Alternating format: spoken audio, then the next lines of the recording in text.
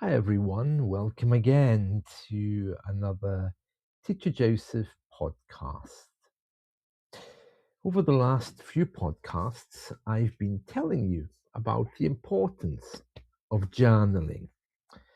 To have a notebook to write down your thoughts and your ideas. And if you don't have a notebook or you're concerned about privacy, you can use a tablet. For example, I use Noteshelf. As you can see here, these are all the notebooks that I've set up. They've all got different names, different ideas. There we are. And you just click on one of these, like for example, let's say this one. Yeah. And you can see my handwriting there. If you scroll up, you can get a new page. You see? Just not sure if you can see that or not, but it's basically a lined page. And you can put whatever you want on there. See? You can draw, you can write, you can do anything. And that's where I make my poems some days. Let me just get rid of this. Has a little rubber, and you can take away the thing that you've just scribbled there. As I was saying, this is where I write my poetry, and I would encourage you to do the same. You don't have to do poetry, but maybe it's something you'd like to explore. I use an app called Noteshelf. It's very good. There's different versions of it. I have an old version that cost me about £6, £7, I think, maybe less. That's €8 or €9. But there's a newer version out. You have to buy it. It doesn't upgrade. It's about £6, £7. And the good thing about that one is it synchronizes between Windows and Android and iOS. It's wonderful. I really, really like these apps where you can journal.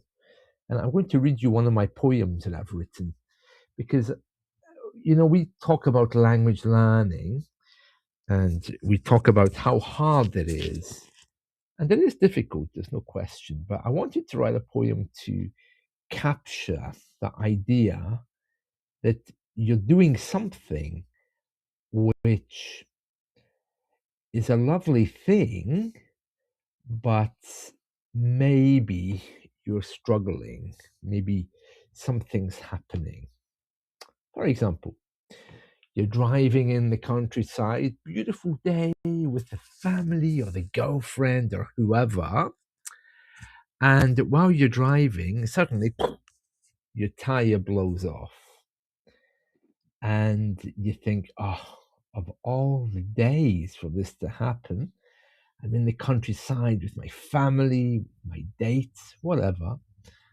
And this afternoon, I have a job interview. Life is good, but it's not so good now because I have to go to get my car repaired, which really messes up my day. And you think to yourself, well, where's the good in that? Where's the actual moment where you grow? This is a very interesting thing. And I've been wondering about that. Where is that moment, when you can see the good in what's happened? Many of us can't. With some events, especially death, we'll never see the good in the events. But I think what does happen, though, is our minds are pushed open because we can't find a reason for what's happened. So we have no choice except to accept it. And that's tough sometimes, just to be told, well, you have to take it. And I was trying to capture that moment of when your thought moves up. And that's the poem that I've written. And I want to share it with you. I'm going to read it. This poem is called O Looming Angel. And I wrote this poem just to capture that moment of when your thoughts go upwards.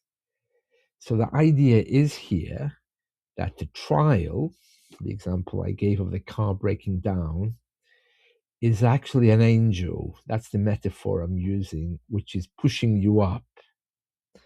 And that's why this poem sounds a bit religious or spiritual, because I'm taking the trial, and that thing which is making you suffer is actually pulling you up or pushing you up.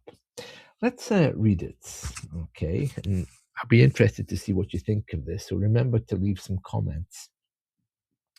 It's called O Looming Angel. O Looming Angel, how you scold me, forcing me to grow by day. On a touch, your lashes hurt me. Still, there is no other way. Stubbornly, I try to protest as you raise the sword in hand, sent by him who knows me better, holds my life upon his hand. Screeching on the ground with loathing, like a demon lost in hell. Blessed lash, you cleanse each moment, for my soul you will not sell. Your wings, I hear them crash above me, brilliant white, like clouds in sky.